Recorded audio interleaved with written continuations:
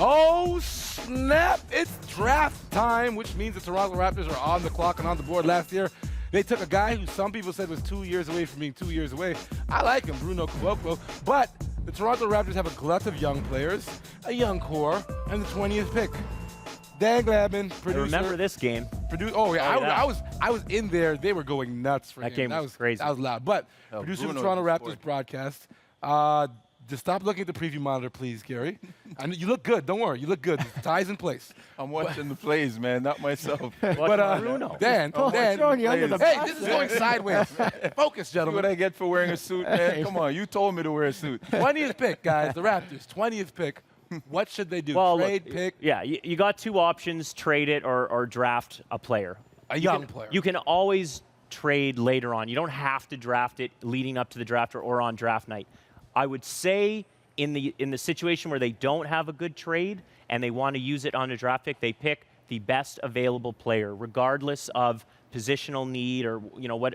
I would say always draft the best player available. Who's going to be there at number 20? I mean, I don't know. You never know. Gary You and could Grant, get Danny maybe. Granger at number 20, a guy like that. And he went, I think, 17 or something like that. You could get Andre Iguodala or Josh guys Howard, that- who was good for a little bit. These Yeah. are like 10 years ago, Howard could've Randy.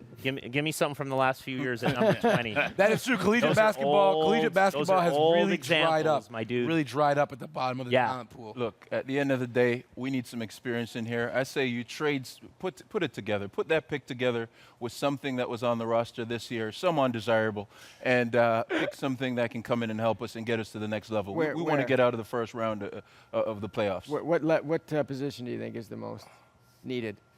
He just wants a veteran, I think. Honestly, we need a veteron leader. We need some toughness. Yeah. Someone that's not afraid of anybody. Somebody like a Draymond Green. Like this guy. You know what I'm This saying? guy right Yeah, here. Honestly. Gary Durant for a 10-day. You know what I'm saying? Okay, all right, now let's talk about the front office for a sec. The rumor mill says that, of course, Masai Ujiri was meeting with Jerry Stackhouse about possibly not an associate head coaching job, but an assistant job. Right. Does this pique anyone's interest? I mean, we've seen the league go towards guys who are less removed from their playing days, more relatable to the players. Right. Stackhouse is now kind of invested in the Toronto scene a bit. Rumors of him starting an AAU program. Right. Thoughts on this? But there's two types of basketball players. There's basketball players that get it, and there's basketball players that don't. Yeah, Hopefully, Right. Stackhouse is one of those guys that gets it. And if Masai Ujiri's looking at me, he probably is. Right. Yeah, and he's one of the best scorers in the last 20 years, I think. Yeah. I trust Masai's judgment. Yeah.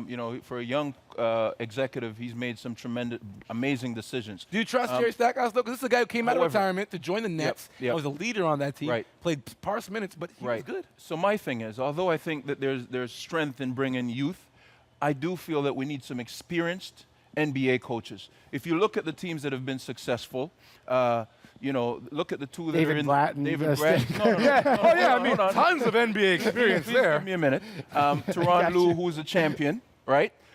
Just a moment, please. Un momento, por favor. Alvin Gentry, don't worry, Alvin Gentry's out and there.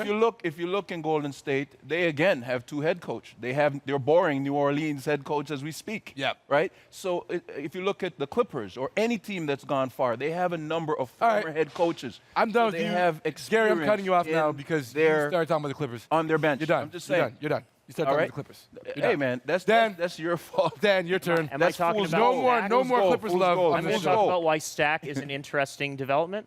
Is that the Yes. question? Okay.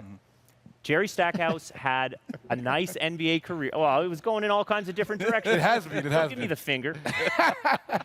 Stackhouse has a pedigree in basketball that starts at North Carolina, goes into the NBA, a solid career in the NBA. Never won a championship, but I think he won a scoring title one 30 year. points a game in Detroit. awesome. I loved it. Yeah. Yeah, I Light it remember up. that year. I have heard Good him year. on television. He had a radio show, Yes. and he has a real intelligence about the game, high basketball IQ, as well as just I'm gonna go Kanye West here. I'm gonna go Kanye West. Could be a Dan, very good addition. Dan, I have a lot of respect for you, but can he coach?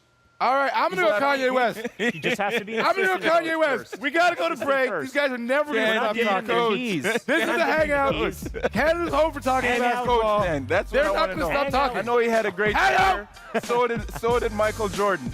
Michael Jordan had talking. a great career, right? The best. Hang out. I'm not even throwing a break How is anymore. Michael Jordan done? Nicholson. As general Dan manager. Nicholson. That's what I want.